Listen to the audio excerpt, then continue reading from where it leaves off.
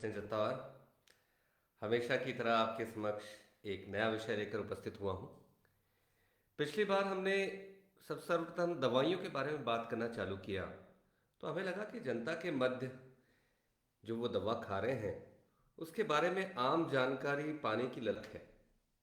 और इसी बात को देखते हुए हमने सोचा क्यों ना इस बार फिर से दवाओं का सिलसिला और उनके बारे में जानकारी देना जारी रखें। दर्शकों, आपको मालूम ही है कि जो भी दवा जितनी पुरानी हो जाए उतना ही वो खरा सोना हो जाती है। ये लागू बाकी पैथियों में नहीं होता, पर हाँ मधुमेह और मॉडर्न मेडिसिन, एलोपैथी नहीं कहूँगा, आजकल जो हम लोग इलाज कर रहे हैं वो मॉडर्न मेडिसिन है। वो सिद्धांतों पे है, शोधों पे है और नई नई बातों से, लगातार कसी हुई बातों से आपके बारे में इलाज करने की नई नई विधाओं को बनाने का तरीका है। बहुत लोगों के मन में ये बात रहती है कि ये मॉडर्न मेडिसिन या एलोपैथिक दवाओं से साइड इफ़ेक्ट्स होते हैं। तो मैं हमेशा आपको ये कहता हूँ कि वो दवाएं हैं ये जिनके बारे में निरंतर शोध चलते रहते हैं।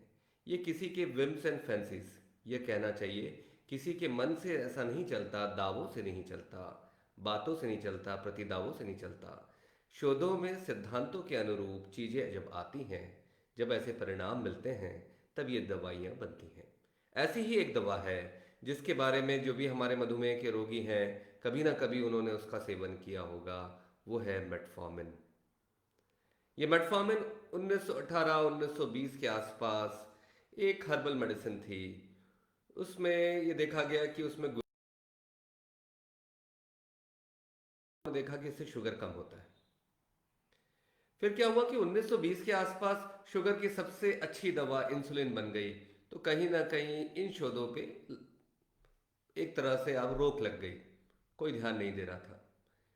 फिर 1940 के आसपास ऐसा हुआ कि मलेरिया की दवा, क्योंकि मलेरिया एक बहुत बड़ी बीमारी उभर के आई, आज भी है, तो शोधों में देखा गया कि ये जो दवा है ये शुगर भी कम करती है और मलेरिया के लिए इसका शोध हुआ, पर शुगर कम करने की क्षमता देखी गई। तभी से 1940 के आसपास लोगों ने देखा और फिर एक जनाब है उन्होंने इसको आइडेंटिफाई किया और इस मॉलिक्यूल को बनाया। पर क्या हुआ कि 1940-50 के आसपास इस परिवार की कुछ और बेहतर दवाइयाँ जैसे फेनफॉर्मिन और ब्यूफॉर्मिन आ गई। तो जनता ने, स्वाभाविक है जिससे ज़्यादा फायदा होता है उसी का उपयोग ज़्यादा होता है, तो फेनफॉर्मिन ब्यूफॉर्मिन का उपयोग होने लगा और मेटफॉर्मिन पे बहुत ज़्यादा ध्यान नहीं दिया गया। पर क्या हुआ, 1970 आते आते तक अचानक से एक नई अलग जगी कि भाई ये जो दवाइयाँ हम ले रहे थे फेनफॉर्मिन और म्यूफॉर्मिन, इससे लैक्टिक एसिडोसिस जैसी जानलेवा स्थिति बनती है। तो एकदम से ये दवाइयाँ कहीं ना कहीं इनका नाम खराब हो गया। सालों से अमेरिका जैसे राष्ट्र में इस दवाइयों का उपयोग नहीं हुआ। पर मेटफॉर्मिन जो कि एक साइड में पड़ा हुआ मॉलिक्यूल था, इसका प्रयोग यूरोप और हिंदुस्तान में जारी रहा। यहाँ कहना पड़ेगा कि झंडा ऊंचा रहा है हमारा, हमने ही पूरी दुनिया को सिखाया कि मेटफॉर्मिन एक सेफ दवा है और बहुत अच्छी दवा है। और आपको आश्चर्य होगा कि मधुमेह की बहुत बड़ी बड़ी ट्रायल्स होती हैं, जैसे यूके और ये सब, ये ऐसी हैं कि मील का पत्थर है। इन ट्रायल्स को बिल्कुल होली ग्रेल मानते हैं। तो जब इसमें मेटफॉर्मिन के बारे में अच्छी बातें आई, तो सन 95 के आसपास अमेरिका ने भी मेटफॉर्मिन का प्रयोग किया। अब देखिए, सन 95 से आज तक जो सबसे पहली दवा है जो टाइप 2 डायबिटीज़ में दी जाती है विशेष परिस्थितियों को छोड़ के, वो है मेटफॉर्मिन। तो ये मेटफॉर्मिन एक अपने आप में जीवनदायिनी दवा है, एक ऐसी दवा जिसका 60 साल पुराना इतिहास है, जिसमें हजारों लाखों शोध हो चुके हैं और जिसकी उपयोगिता के बारे में किसी को भी शक नहीं है। पर क्या होता है ना कि जैसे हमारे मित्र होते हैं, हमारे दोस्त होते हैं, हमारे रिश्तेदार होते हैं, सबके अपने चारित्रिक गुण होते हैं। कुछ धवल पक्ष होते हैं, कुछ ऐसे पक्ष होते हैं जो कि थोड़े बुरे होते हैं और कुछ ऐसे पक्ष होते हैं जो हमें सहने पड़ते हैं। वैसे ही दवाओं के साथ भी होता है। तो मेटफॉर्मिन एक ऐसी दवा है जो शुगर नियंत्रित करती है। कुछ मरीजों में जिनका मोटापा ज़्यादा होता है वजन भी कम करती है। भोजन लगने की जो एक तलब है वो भी कम करती है। इसके साथ साथ मेटफॉर्मिन आपके कोलेस्ट्रॉल को कम करती है। मेटफॉर्मिन का सबसे बड़ा फायदा ये है कि आजकल कैंसर के शोधों में भी मेटफॉर्मिन का उपयोग हो रहा है। बहुत सारे कैंसर्स के ट्रीटमेंट में भी मेटफॉर्मिन दिया जाता है। तो मेटफॉर्मिन कैंसर होने से भी रोकता है। इसके अलावा मेटफॉर्मिन के बहुत सारे फायदे हैं। एक तो सस्ती दवा है, सरलता से उपलब्ध है, इंजेक्शन के रूप में नहीं दी जाती। तो ये सारी चीजें मिलाकर एक मिला जुला समीकरण बनता है जो कि इस दवा को एक बहुत ही बड़ी मिसाल के तौर पे प्रस्तुत करता है। अब जैसे मैंने बोला ना, आपके मित्र, रिश्तेदार, दोस्त, उनके कुछ ऐसे पक्ष होते हैं जो सहने पड़ते हैं। बहुत बुरे नहीं होते, पर वो उनका चारित्रिक गुण है, तो वो हमें सहने पड़ते हैं। ऐसा मेटफॉर्मिन में भी कुछ बातें हैं जो जनता को, मरीजों को सहनी पड़ती है।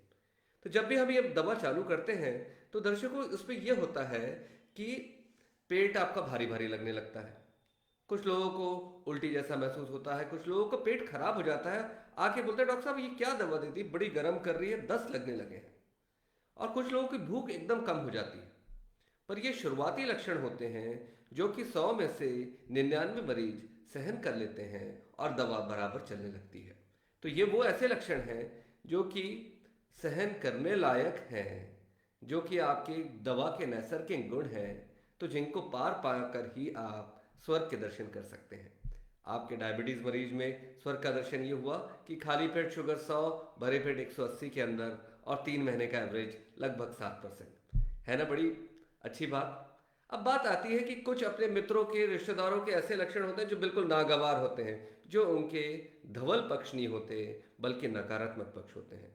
तो ऐसा स्वाभाविक है, क्योंकि मॉडर्न मेडिसिन में हम दवा के हर पहलू को देखते हैं और लगातार निरंतर इसमें शोध करते हैं। तो स्वाभाविक है कि हमें इसके इंडिकेशंस के साथ साथ कॉन्ट्रा इंडिकेशंस भी मालूम होते हैं। तो मेटफॉर्मिन की दवा में कुछ कॉन्ट्रा इंडिकेशंस हैं, जैसे, और वो भी समय के हिसाब से छनते जा रहे हैं। क्योंकि क्या हो रहा है कि आजकल जो शोध हैं, अगर आप उनको चाय छानने वाली छन्नी के रूप में देखें, तो ये जो शोध हैं ये ऐसी छन्नी हो रहे हैं कि जिनके जो बारीक छेद है वो और बारीक होते जाते हैं, महीन होते जाते हैं। तो इसीलिए आजकल क्या है, एक ज़माना था जब हम ऑब्जर्वेशनल स्टडी करते थे, फिर रैंडमाइज कंट्रोल ट्रायल आया, आजकल सिस्टमेटिक रिव्यूज का ज़माना है। इसलिए कोई भी बात नई शोधों में आपको दिखे तो मान के चलें कि इन शोधों में परिमार्जित बातें भविष्य को का आधार हैं, और ये बहुत ही महीन छेद वाली छन्नी है जो कि बहुत ही बारीक चीज़ों में आपकी बातों का विश्लेषण करके उनको छान कर आपके सामने प्रस्तुत कर रही है। तो है ना अभूतपूर्व बात। तो इस बात का ध्यान हमेशा हमें रखना चाहिए और शोधों का सम्मान करना चाहिए। पहले देखा गया था कि जिनको भी हृदय रोग होता था, जिनको गुर्दे का रोग होता था, जिनको बाकी समस्याएं रहती थी, तो मेटफॉर्मिन नहीं देते थे। पर धीरे धीरे ये देखा गया कि गुर्दे के रोग में भी, शुरुआती दौर के गुर्दे के रोग में मेटफॉर्मिन दी जा सकती है, जो कि बहुत ही आगे के एडवांस गुर्दे के रोग में कहीं ना कहीं हम इसका डोज कम करते हैं या बंद कर देते हैं। किसी को अगर हृदय रोग है तो मेटफॉर्मिन दी जा सकती है, बशर्ते उन कंडीशंस में जहां रोग बढ़ता है, जहां सांस भरती है, बीपी कम हो रहा है, मरीज शॉक में जा रहा है या भर्ती है। उन परिस्थितियों को छोड़ दिया जाए तो मेटफॉर्मिन दिया जा सकता है। लिवर की डिजीज में भी मेटफॉर्मिन हेल्प करता है। अभी देखिए, सब लोग पूछेंगे लिवर मेटफॉर्मिन में, अगर लिवर में नुकसान करता है तो फैटी लिवर में क्या करें, क्योंकि फैटी लिवर तो हर मरीज को है। फैटी लिवर में मेटफॉर्मिन दिया जा सकता है। बहुत ही एडवांस लिवर फेलियर का सिचुएशन होती है तो वहाँ जनता को निर्णय नहीं लेना है। वहाँ पे आप, मैं हमेशा कहता हूँ कि हिंदुस्तान में आपके पास शक्ति है कि आप एक अच्छे डॉक्टर का चुनाव कर सकते हैं, तो अच्छे डॉक्टर का चुनाव करें और फिर उस पर विश्वास करें। वो आपको चाहकर भी ऐसी परिस्थितियों में दवा नहीं देगा जहाँ उस दवा की आवश्यकता नहीं है या उसे नहीं देना चाहिए। तो दर्शकों, ये मेटफॉर्मिन जो है ये अपने आप में एक अभूतपूर्व दवा है।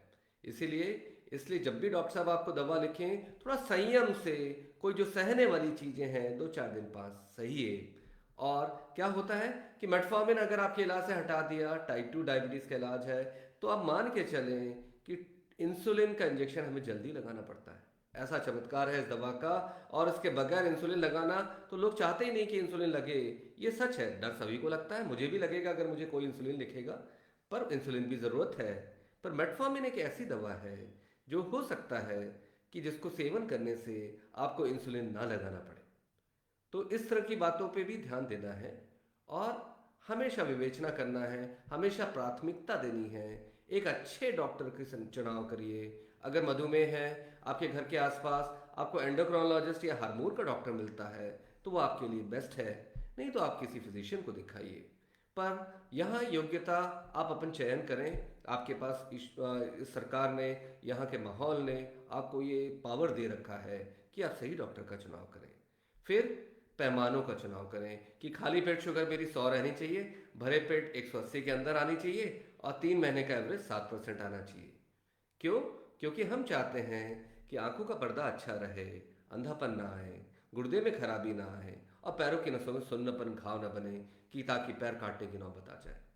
इन तीनों चीज़ों से निजात पाने के लिए ज़रूरी है कि हम अच्छी दवा का सेवन करें और डॉक्टर पर विश्वास करें और सही तरीके से अपने लक्ष्यों को प्राप्त करें। आशा है आपको इस दवा के बारे में मेरी बात अच्छी लगी होगी। धन्यवाद।